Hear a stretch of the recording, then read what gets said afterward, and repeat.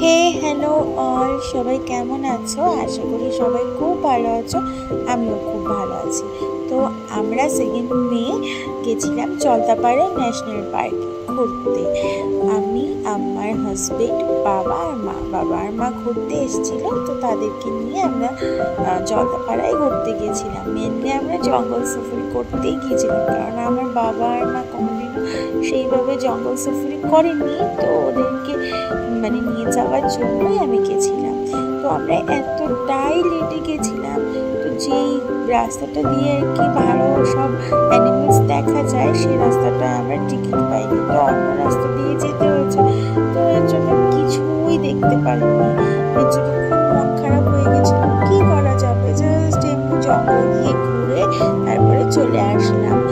আর সেজন্যই আমি খুব ছোট্ট একটা ভিডিও দিলাম আর কয়েকটা ফটোস দিলাম। বলো হ্যাঁ কেমন হয়েছে? Thank you, tata, bye by.